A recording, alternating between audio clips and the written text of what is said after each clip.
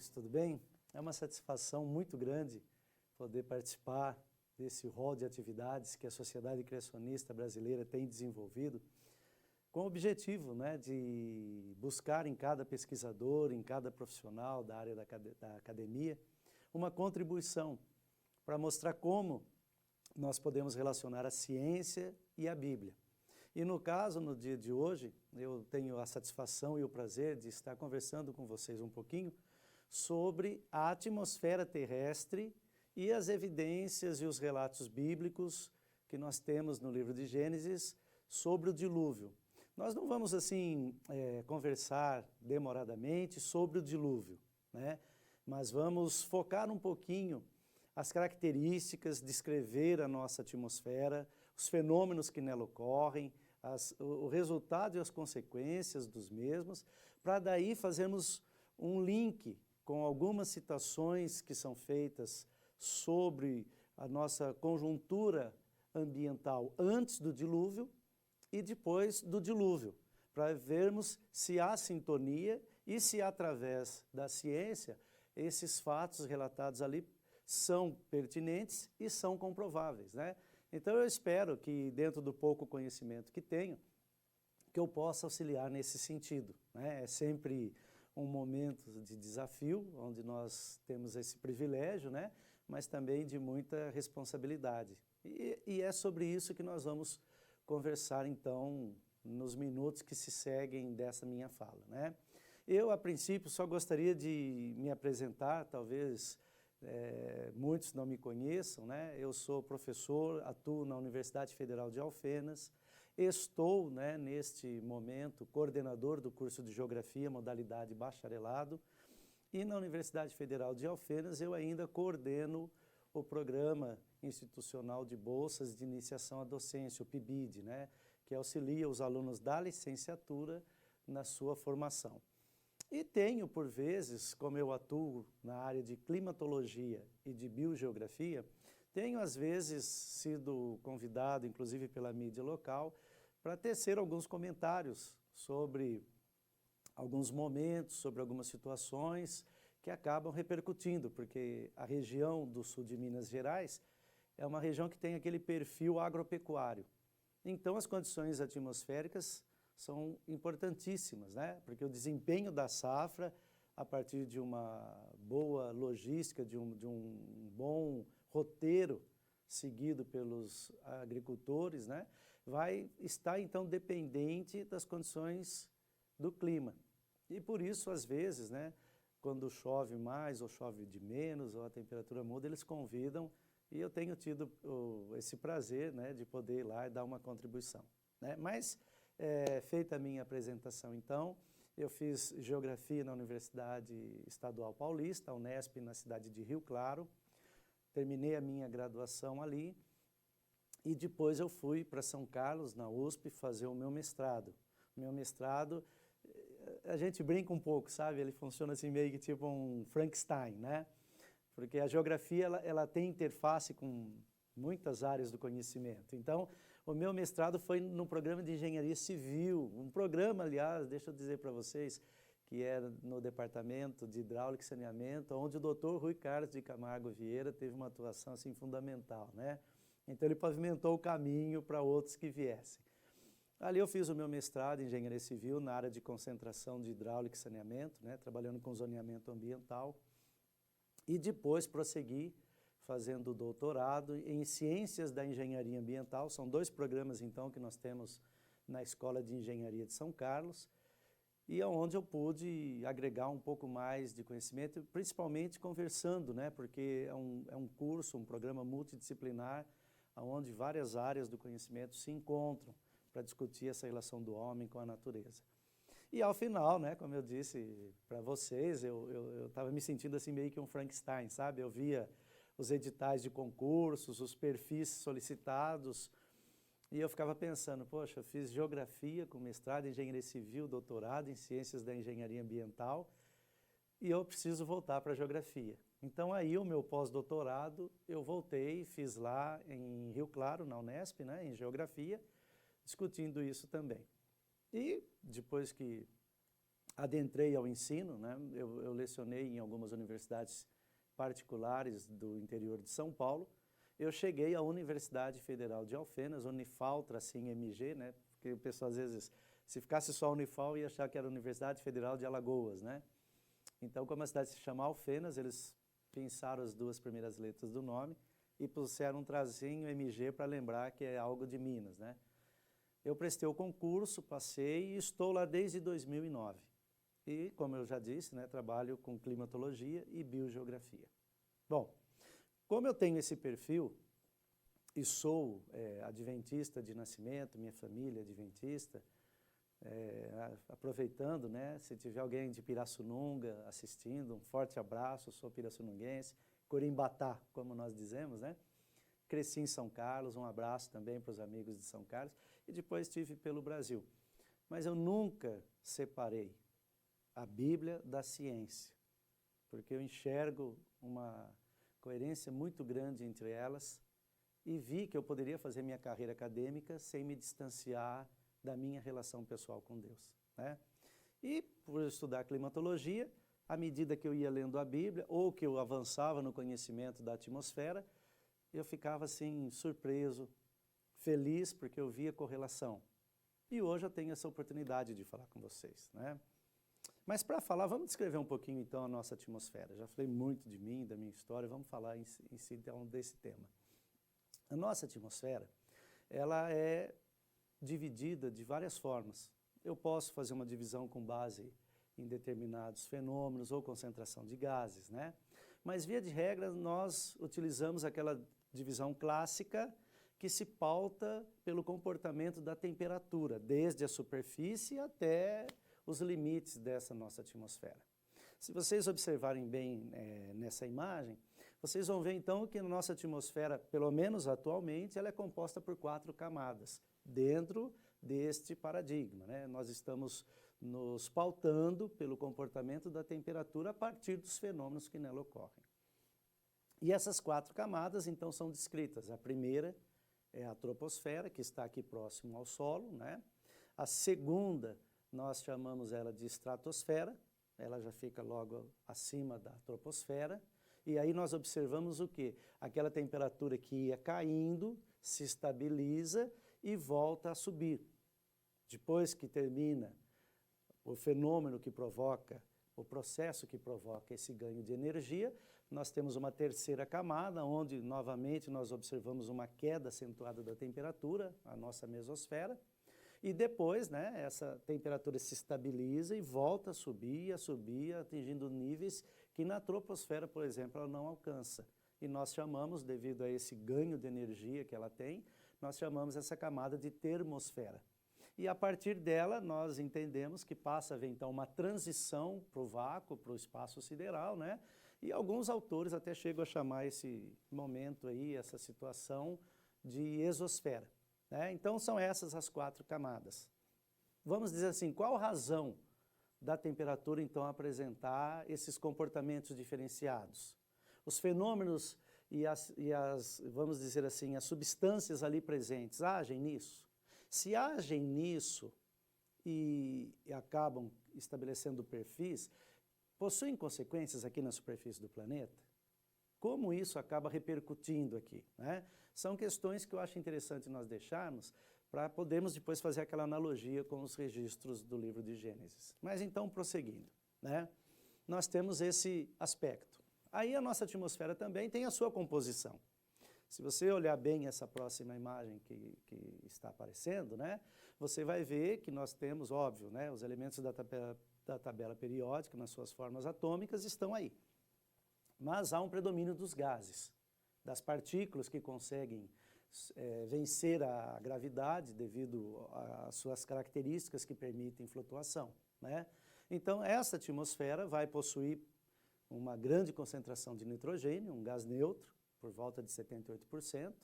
Depois, aquele gás inflamável que é fundamental para a nossa vida, que é o oxigênio, né? E aí, quantidades ínfimas dos demais gases, principalmente gases nobres e gás carbono, onde o gás carbono é o elemento preponderante, né?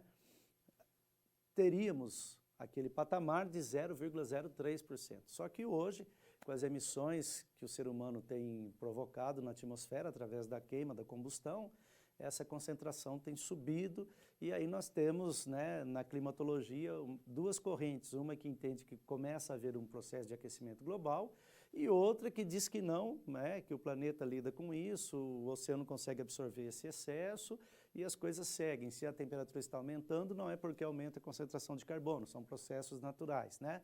É uma grande discussão que nós não precisamos entrar no mérito dela. Mas veja, essa composição, por exemplo, ela também ocasiona fenômenos, situações, né? Eu não sei se você já reparou, mas você vai poder ver no slide que nós vamos projetar, que o céu ele não é monocromático, né?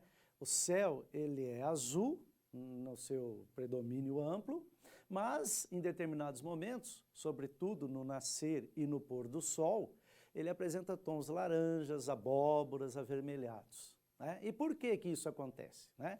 Então vamos lembrar, se a atmosfera, devido à distribuição que ela tem diferenciada de substâncias, gases, enfim, né? De situações, conjecturas que se formam nessa escala da superfície até as distâncias maiores. Ela provoca e resulta numa alteração da temperatura. Será que essa composição, o enquadramento, ou seja, o ângulo de incidência da luz também tem algum resultado? Tem sim, né? O nosso céu é azul por quê? Porque quando a luz vem do Sol, da nossa estrela mais próxima, em direção ao nosso planeta, ela vem como resultado de explosões, onde você está tendo ali, né, um processo de alteração dos elementos daquela estrela.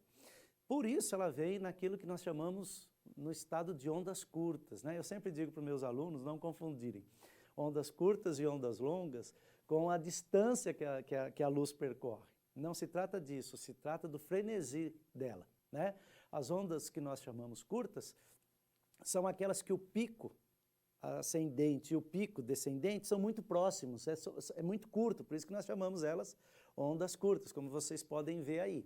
As ondas longas, elas têm aquele formato mais que lembra a corda, quando nós brincamos de pular corda, por exemplo, né? E aí, o pico ascendente do pico descendente já tem uma distância mais longa entre eles. Então, por isso que nós chamamos, né? Ela com essa característica de ondas longas e ela com essa outra característica de ondas curtas. Pois bem, quando ela vem com esse comprimento de onda, a faixa azul, você sabe que a luz possui 7 cores, o arco-íris te mostra isso, sempre que chove tem sol, não é? A faixa azul é a mais eficiente em se dispersar.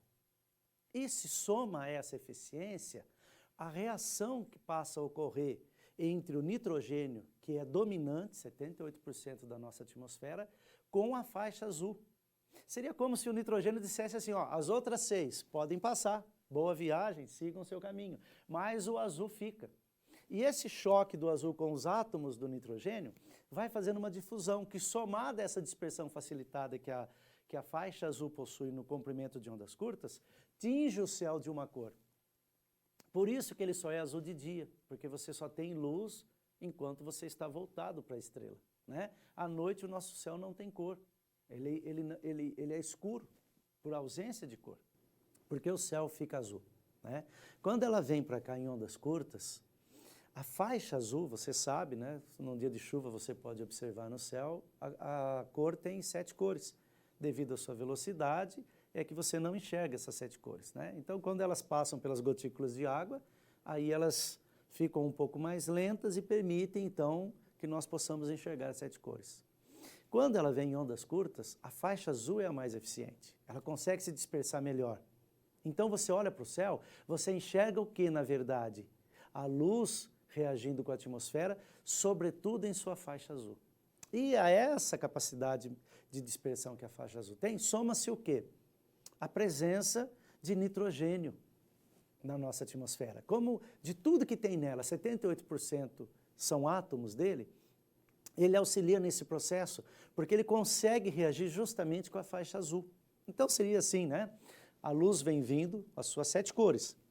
e o nitrogênio recebe elas na atmosfera terrestre, deseja um bom dia e diz para as outras 6, olha, fiquem à vontade, sigam o seu caminho, mas a azul vai ficar um pouquinho comigo. Não é que toda a faixa azul fica absorvida, mas uma parte da faixa azul choca-se com os átomos de nitrogênio, e acaba então aumentando o poder de dispersão dessa faixa, tingindo o céu de azul. E aí, não é? Você observa também que nos períodos do nascer e do pôr do sol, o céu não está, digamos assim, tomado apenas pela dominância do azul, mas aparecem tons vermelhos, laranja, abóbora, né? E a que se deve isso? Veja bem, a luz que chegou na Terra em ondas curtas e passou, né, quase que incólume pela atmosfera, ao chocar-se com a superfície do planeta, com os corpos, as construções, as plantas, enfim, ela é refletida. E aí, ela muda um pouquinho a sua intensidade. Ela que chegou em ondas curtas, ela é refletida então no comprimento de ondas longas. E nesse comprimento de ondas longas, a faixa vermelha que é a que possui maior eficiência de dispersão. Então, geralmente, né, quando nós fazemos caminhada, eu residi em Aparecida do Taboado, no Mato Grosso do Sul, um abraço para os amigos, né, dessa cidade maravilhosa. Sou cidadão, ganhei o título que a Câmara Municipal me conferiu lá. Mas veja, quando minha esposa fazia caminhada com suas amigas, tinha uma que sempre quando eu olhava assim naquele momento, falava, olha que quadro lindo o autor pintou para mim. Né? É bom que a pessoa tenha autoestima, né? Então ela falava isso para minha esposa e para a irmã dela, né? Olha que quadro lindo Deus pintou. Por quê? Porque aquele show de cores realmente é bonito. E por que ele surge? Porque na medida em que, na linha do horizonte, os teus olhos olham para o efeito da luz, eles conseguem, pela distância maior, né, eles conseguem enxergar o quê? Essa dispersão da faixa vermelha, que é auxiliada por quem? Pelo gás carbônio e as partículas em suspensão, que são mais pesadas e conseguem reagir com a faixa vermelha. Se o nitrogênio reage com a faixa azul, o gás carbono, por seu turno, ele reage mais com a faixa vermelha. Então, quando o sol está nascendo, a luz está caminhando próximo ao horizonte. Ou quando ele está se pondo, a mesma coisa. E você consegue enxergar isso. E aí você pode me perguntar, tá, professor, é interessante, né? Mas, olha, talvez os psicólogos, se analisarem bem o efeito que isso tem sobre a nossa mente, é que vão poder explicar, né? Qual vai ser o desafio da espécie humana no outro lugar, olhando para um céu que não seja azul e para esses momentos assim, né? Mas, enfim, o que eu quero que você entenda, há fenômenos, há processos que se estabelecem. Bem, se eles se estabelecem, né, o que nós podemos, então, inferir e relacionar com os escritos de Gênesis? Nós vamos chegar lá. Primeiro, eu quero, então, descrever cada camada da atmosfera. Então, vamos para a nossa primeira camada, a troposfera. Essa camada, ela tem uma forma meia, digamos assim, ela não é uma circunferência perfeita, né? Nós dizemos que ela forma uma eclipse, né? Uma forma assim meia ovalada. Por quê? Porque como ela está mais próximo do planeta e ela concentra 80% dos gases, ela então está sujeita ao movimento de rotação. No Equador, ela chega a ter, em algumas situações, em alguns momentos do ano, ela chega a ter 17 quilômetros de espessura, enquanto que nos polos ela vai ter uns 8 quilômetros de espessura, né? Ela acompanha meio que o padrão ao qual o planeta está sujeito. E ela é importante por quê? Porque é nela que você tem os fenômenos atmosféricos. Chuva, ventos, estão todos inseridos nesse contexto. E eles são fundamentais. Eu não sei se você sabia, mas, por exemplo, se nós não tivéssemos vento nessa conjuntura do planeta Terra, no estado que ele se apresenta no momento, a vida aqui não seria possível. Porque o ganho de energia na faixa equatorial seria tal, e se esse calor dali não fosse distribuído, que essa região provocaria uma evaporação constante da água ao ponto de se tornar um deserto. Então você teria um cinturão de areia na faixa equatorial. Ao que se somaria 2 pedras de gelo em cada região polar, porque o ganho de energia lá é menor. E se o frio que lá então prevalece não pudesse ser compartilhado com outras regiões do planeta, e ainda não houvesse o recebimento de calor, você teria então 2 pedras de gelos e o quê? Uma faixa de areia, que provocariam por horas, nas latitudes médias, ventos escaldantes ou ventos congelantes, você não teria vida neste planeta. Mas como essa atmosfera ela é extremamente dinâmica e a ela se soma todos os processos oceânicos que também são dinâmicos, as correntes marítimas, as massas de ar, você tem o que então? Uma migração do calor da região equatorial em direção aos polos e também uma migração do frio da região polar em direção ao Equador. Isso tempera o nosso planeta e permite que a vida possa ocorrer aqui, porque a vida ela não se adapta a mudanças bruscas. A vida precisa de uma certa habitualidade. Aliás, clima é o quê? Clima é a sucessão habitual dos diferentes tipos de tempo. E o tempo é o estado momentâneo da atmosfera. Se esses estados momentâneos não possuem uma habitualidade, a vida não se estabelece, sobretudo as plantas, né, que são a base da cadeia alimentar, que é uma outra discussão. Mas vamos lá. Então, a nossa primeira camada, veja, cumpre uma função, distribui em associação com os oceanos a energia no planeta e por isso nós temos vida no planeta. Aí nós temos a segunda camada. Se na primeira a temperatura cai, por que a temperatura cai? O que eu disse para vocês quando eu falei da questão do céu azul? Que a radiação solar passa quase que incólume pela atmosfera, não é verdade? Então não é a luz do sol que aquece o ar. O que aquece o ar é a luz irradiada pelos corpos, pela superfície.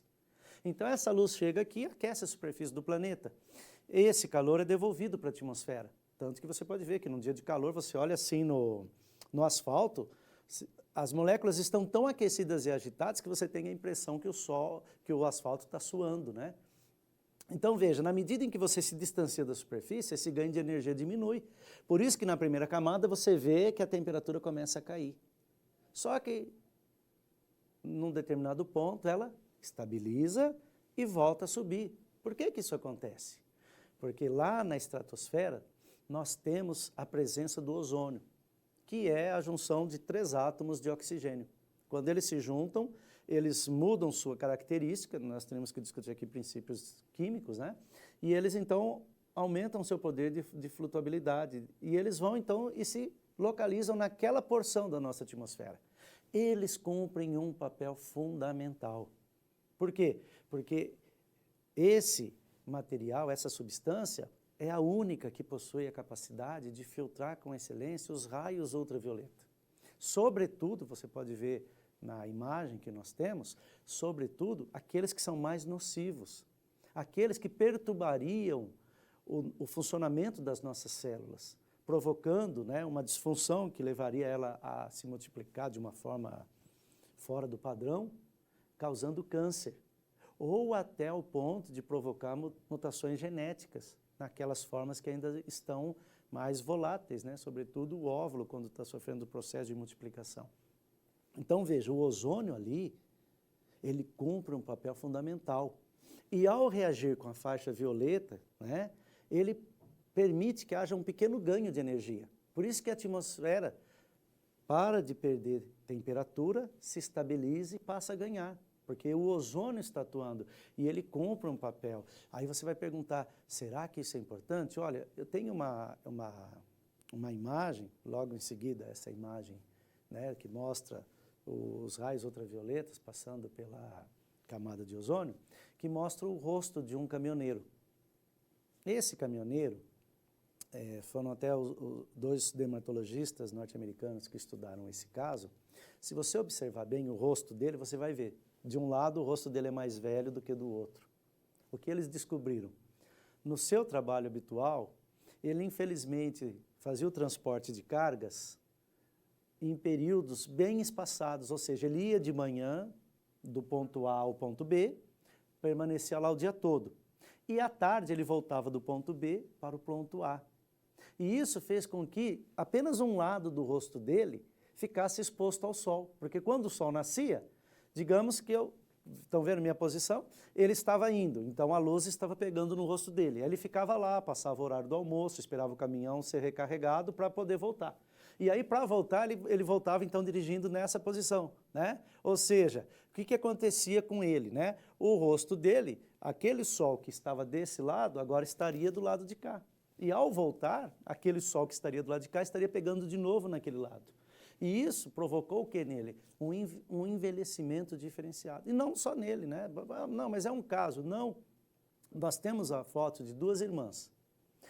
O que chama atenção? A diferença da pele delas. Se você observar bem, você vai ver que uma tem a pele mais clara, mais limpa, e a outra está com a pele toda assim, salpicada, né? Cheia de sardas e tudo.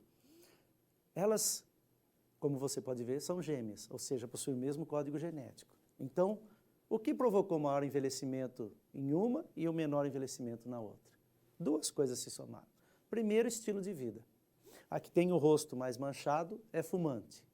A que tem o rosto mais limpo não fuma, né? Mas se somou o que é isso? A que tem o rosto limpo mora no interior dos Estados Unidos e é avessa à luz do sol. Ela não toma sol. E a que está com esse rosto todo manchado mora na Flórida e ama ir à praia e tomar sol. O que elas também mostram para nós? Que as radiações recebidas nesse planeta possuem poder de reagir com a nossa pele, com os organismos, e infelizmente nesse caso de provocar o envelhecimento. Então, observe bem, nós que estamos na superfície do planeta, por mais que tenhamos por corriqueiro e normal o sol nascer todo dia, não é?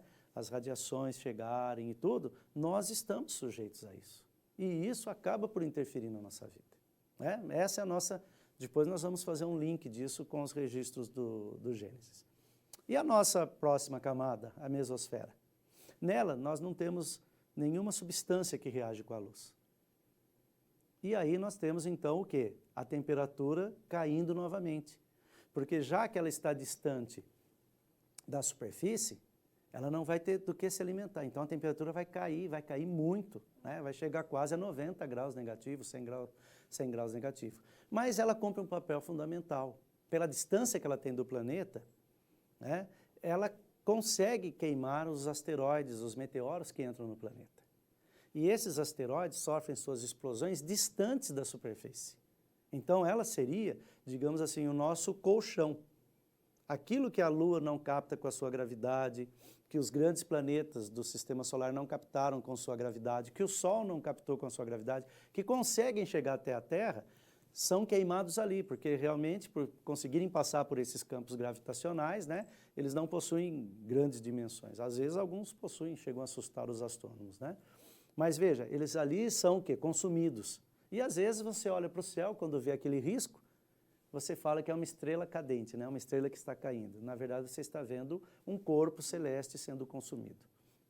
Bem, ela vai até o seu limite e, de novo, nós passamos a ter um ganho de energia.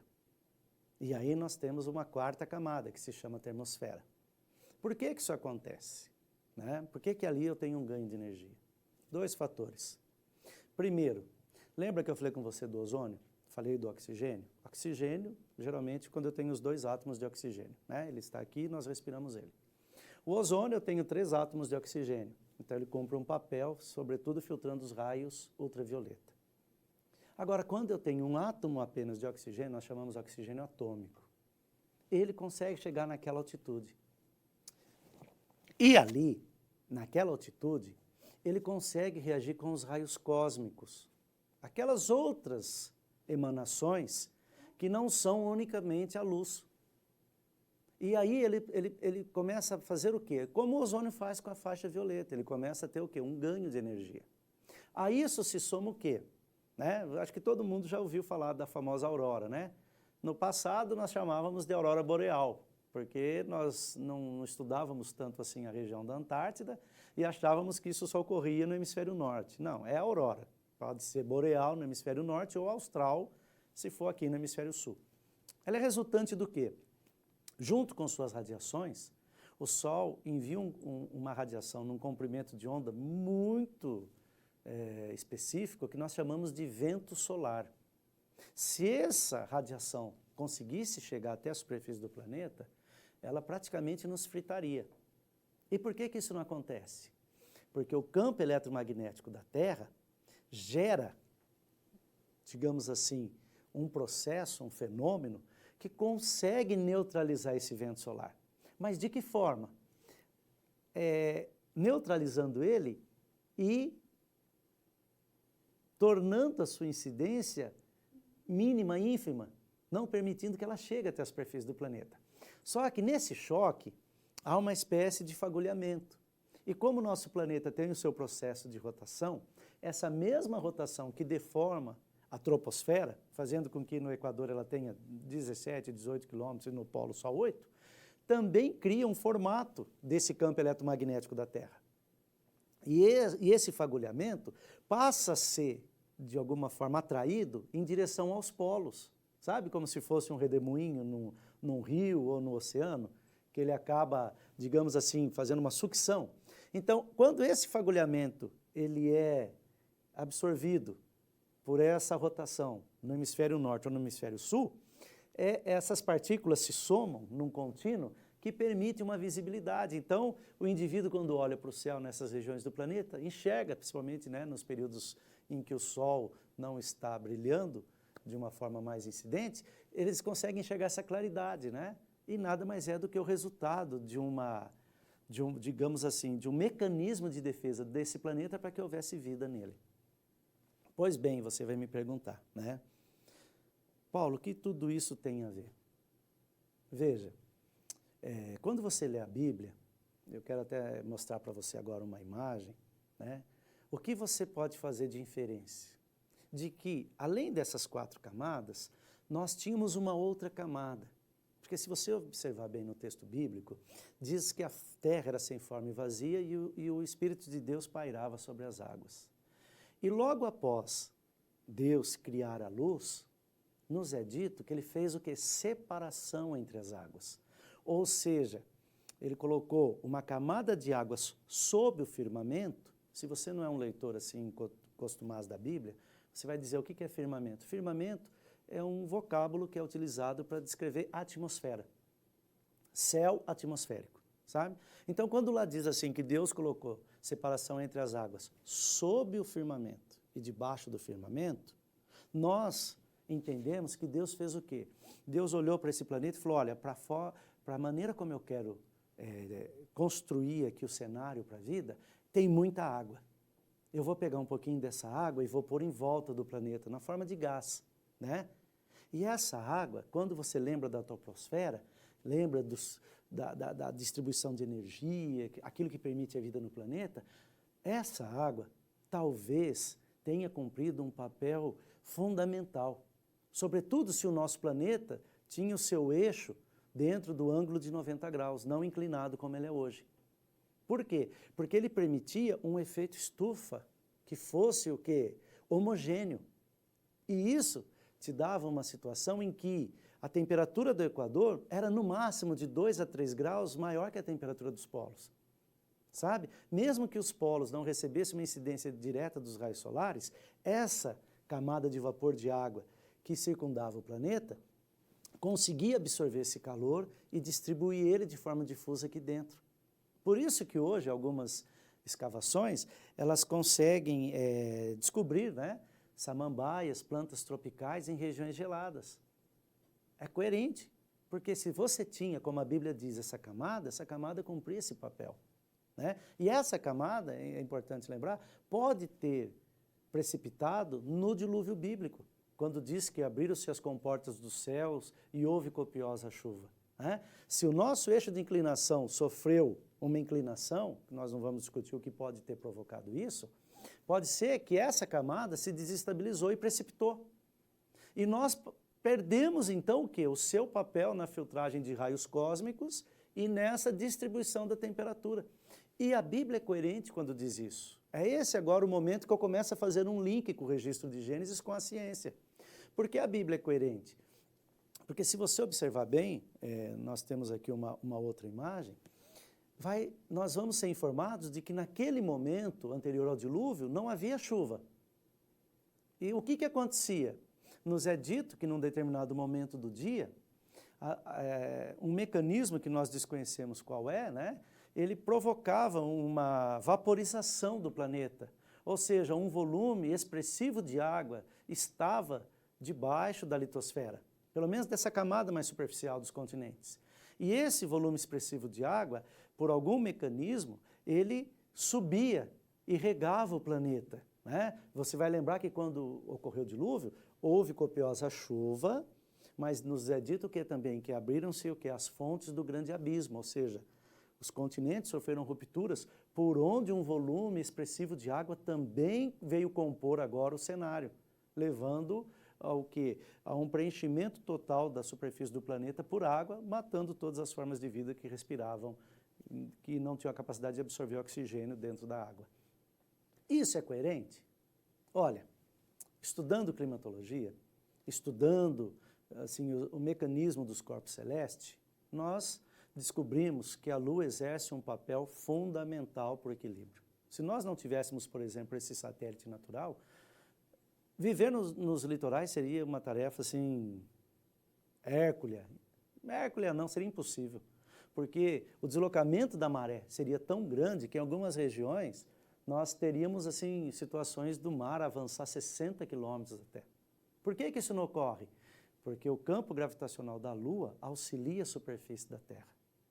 Né? Ele consegue estabilizar as águas que são voláteis, e aí a maré muda, sim, verdade, mas não tanto.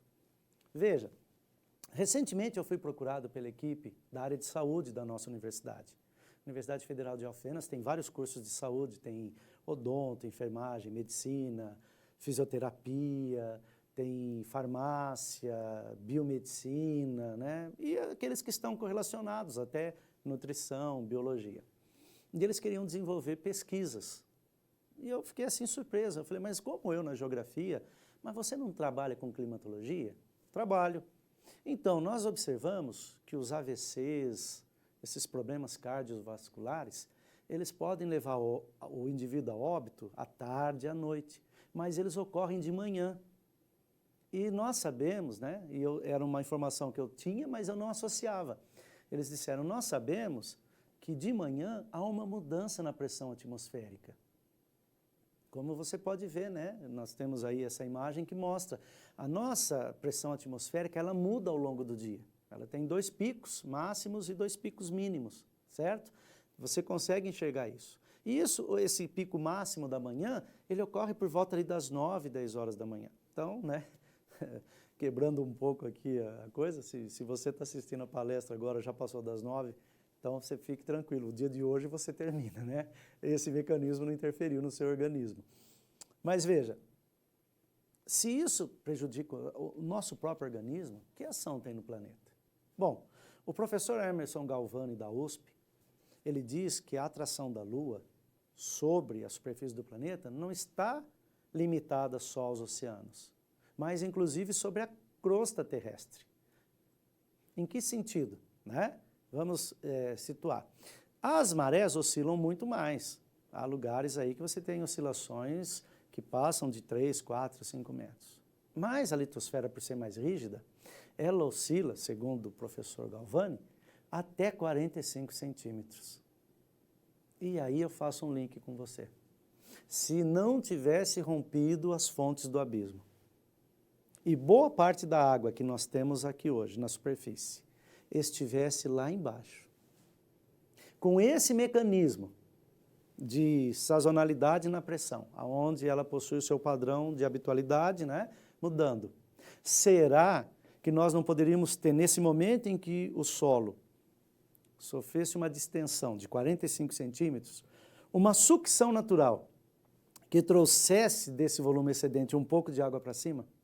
E a partir do momento em que ele fosse de novo comprimido e voltasse para a sua posição inicial, esse volume de água não poderia ser como que por um aerosol aspergido para a superfície em vez de voltar para baixo?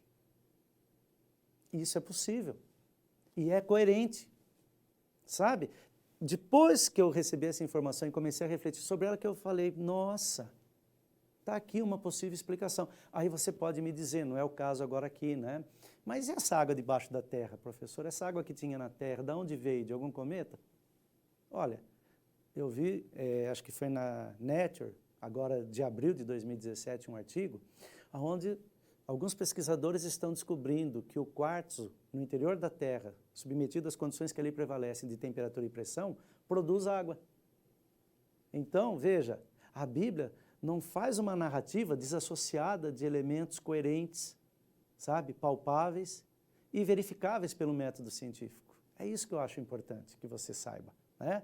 E isso me fez pensar, falei, poxa, se nós fizermos uma boa ciência, quantas coisas nós vamos descobrir, inclusive verificar que a Bíblia realmente é digna de crédito. Mas eu não quero parar aí, eu tenho que andar, né? Senão a palestra vai ficar cansativa, você vai ficar aí com sono, então deixa eu continuar andando. O que mais que eu associei?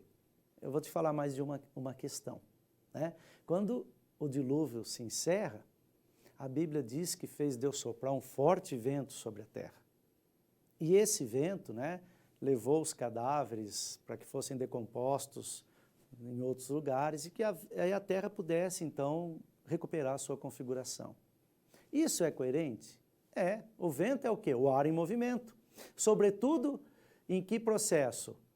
De compensação das áreas de alta e baixa pressão. Se você tem uma área de alta pressão, há o quê? Um movimento descendente da massa de ar. E ele vai saturar aquele espaço. Dali ele precisa ser distribuído para algum lugar. Se você tem uma área de baixa pressão, há um movimento ascendente da massa de ar. E ela vai saturar uma determinada altitude. E dali ela vai ter que se dispersar. Esse mecanismo promove o quê? A troca. Inclusive, quando lembra que eu falei que a energia é distribuída no planeta? Esse é o mecanismo. Agora, por que antes do dilúvio a Bíblia não cita que existia vento? Por que a Bíblia precisava registrar que Deus fez soprar um forte vento depois do dilúvio?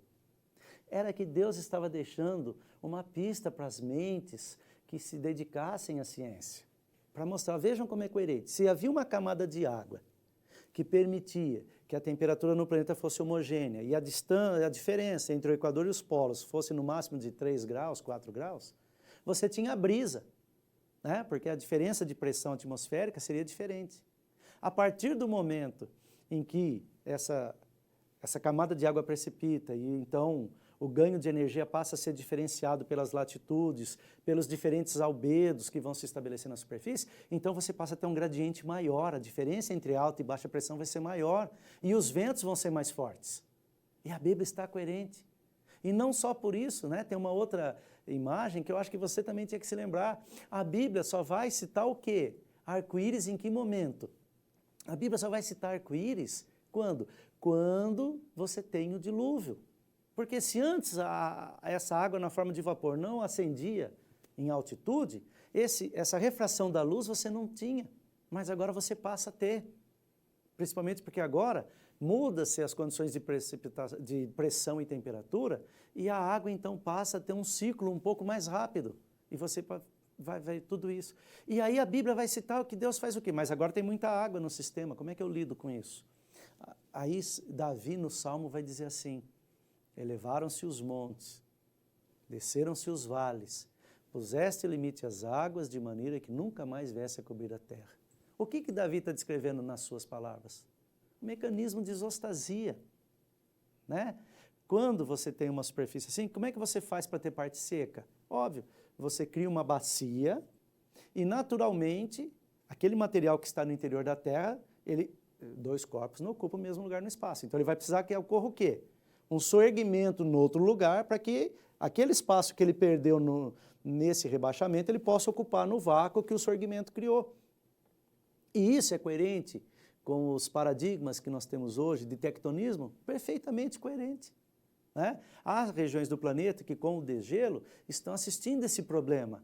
Algumas regiões estão começando a ganhar altitude, enquanto outras estão perdendo. Por quê? Porque na medida em que o gelo derreteu, aquela região ficou um pouco mais leve e a pressão do interior da Terra conseguiu empurrar ela para cima.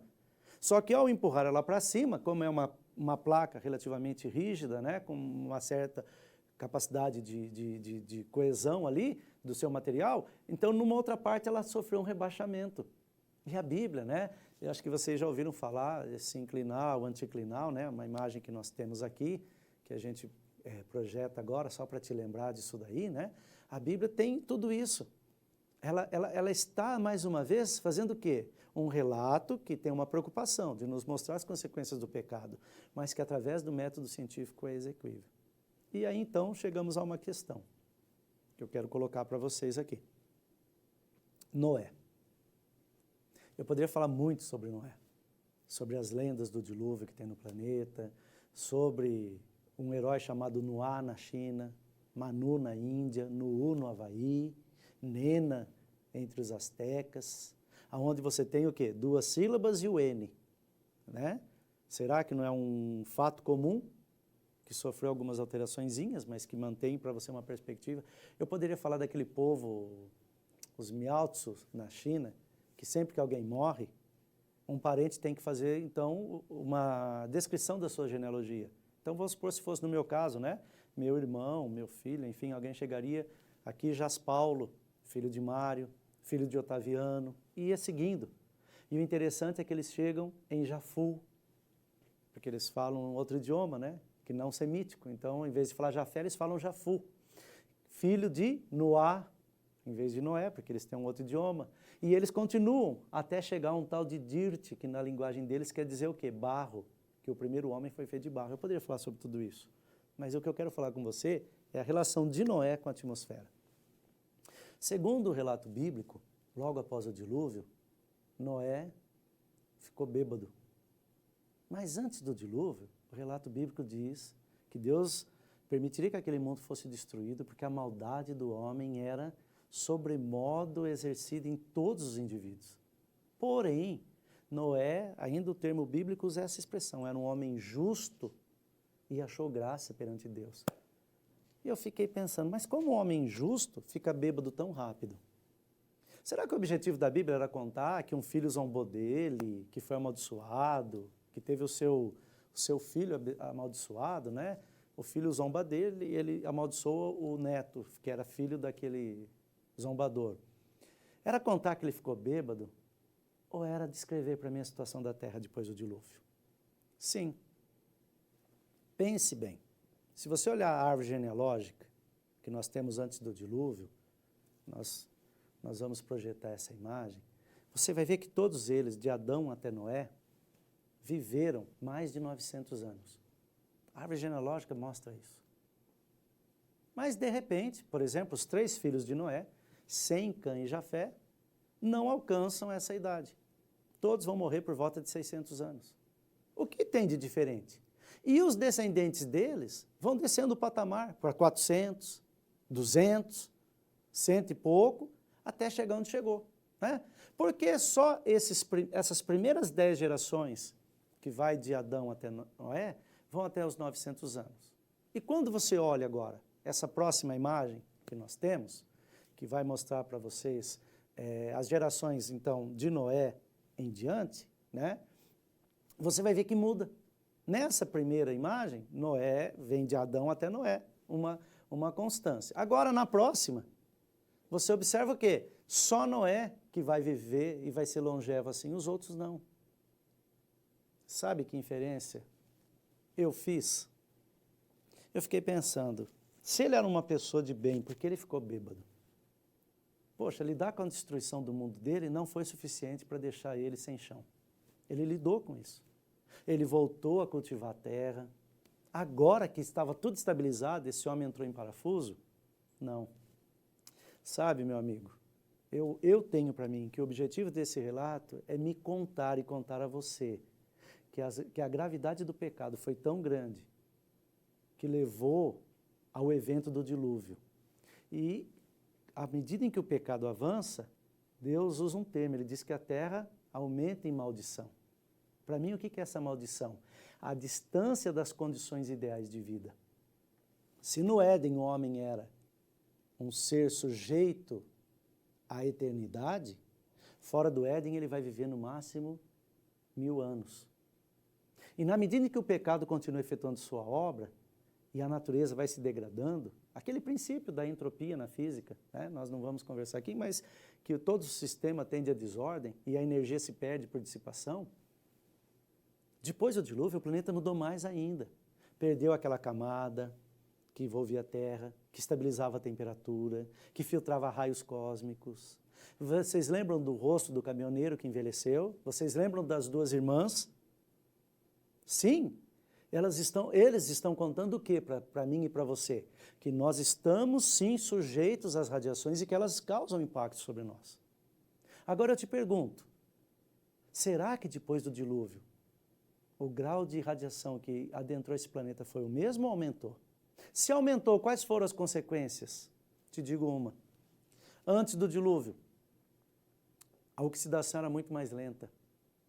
Noé espremia uma uva, deixava ela num jarro lá qualquer, ela era suco de uva por muito tempo, sabe? Ele tomaria ela antes dela chegar a fermentar, porque inclusive ele viveria 950, 930, 940 anos. Depois do dilúvio, eu fiquei sabendo que o Noé ficou bêbado, não para eu saber que ele errou, mas para eu saber que o pecado e as consequências dele teriam um resultado que na minha vida adviriam sem até eu saber. Noé não sabia. Ele espremeu a uva, bebeu no primeiro dia, era suco. No segundo, o gosto ficou um pouco diferente, mas ele não tinha parâmetro, ele achou que era suco. No terceiro, quando ele se deu conta, ele estava bebendo uma bebida fermentada, por isso que ele ficou bêbado. O ciclo dela se abreviou e naturalmente, infelizmente, a mesma coisa aconteceu com toda a natureza. A vida se abreviou e foi por isso que a nossa existência ficou finada como diz a Bíblia, né, 80 anos, o que passar disso é cansaço. Né? Nós louvamos as pessoas que chegam a 100 anos, quando no passado elas viviam mais de 900. Por quê? Porque as condições ambientais do planeta mudaram. E de novo eu vejo coerência, sobretudo quando eu vejo a ação da radiação sobre os organismos. Veja, esse episódio não conta para mim e para você que um ser humano falhou. Ele vai além disso. Se você tem uma mente acadêmica, se você pesquisa, ele está contando para você as mudanças ambientais foram tamanhas que agora tudo responderia a isso. E se lembre, havia uma outra condição. Numa das imagens, você vê que tem lá um martelo. Por que aquele martelo está lá? Porque ele é fundido com dois elementos, principalmente, ferro e cloro. Sabe o que isso quer dizer? Que você tinha uma outra condição de pressão e atmosfera, quando esse martelo foi fundido. Ele está envolvido por rochas que nós dizemos que tem 300 milhões de anos. Mas o que nos basta saber é o quê? Ele está envolvido por um material que indica que ele é muito antigo. Ele não é um produto pós-diluviano. Sabe o que isso conta? Que as condições lá eram outras. Hoje você não funde ferro com cloro. Você tem mapas, como o de Piri Reis, que mostram o contorno da Antártida. Como que alguém mapearia o litoral da Antártida com suas foz, reentrâncias, se hoje ela é uma massa de gelo? Como que alguém teria feito isso? Sabe o que esse mapa de Piri Reis, um navegador turco, nos conta? Que depois do dilúvio esse planeta passou por tantas mudanças que resultou numa outra conjuntura. E essa conjuntura pesa sobre todas as formas de vida. Algumas, como os dinossauros, entraram em extinção muito rápido depois do dilúvio. Outras, como as nossas, perderam vigor físico, perderam longevidade e inteligência. Até hoje nós não sabemos como é que fizeram algumas construções do passado. Nós temos dificuldade de fazer igual. E isso tudo é resultado do quê? Das consequências do pecado. Enfim, finalizando então a minha palestra, com base nos conteúdos que eu tenho da atmosfera, que eu tenho de todas as informações que esse vasto campo do conhecimento, a meteorologia e a climatologia me proporcionam, eu posso dizer, realmente, a Bíblia é a palavra de Deus.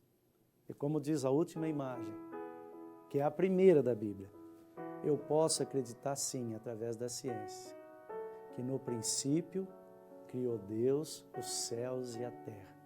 Porque a verdadeira ciência, ela vai me mostrar que tudo que tem na Bíblia é coerente, é verdadeiro. Só basta que eu tenha a capacidade de estudar e avaliar. E banir da minha mente o preconceito que talvez outras pessoas colocaram nela, na medida em que eu ficava extasiado com seus belos comentários, mas que não tinham profundidade e nem base científica. A Sociedade Criacionista Brasileira, espero que possa ter contribuído, ajudado. O meu agradecimento por essa oportunidade. E se você quiser entrar em contato, para trocar informações comigo, municiar de talvez algum conteúdo que eu não tenha considerado nessa fala, ou até pedir mais esclarecimentos, né? Você pode entrar em contato por esse e-mail que está aparecendo, né? E eu vou ter, na medida do possível, né? Dos compromissos, eu vou ter uma enorme satisfação de conversar contigo, né? Mas acima de tudo, viu? Que Deus te abençoe ricamente e que você tenha essa certeza. A verdadeira ciência não te afasta de Deus, ela te aproxima de Deus. Um forte abraço.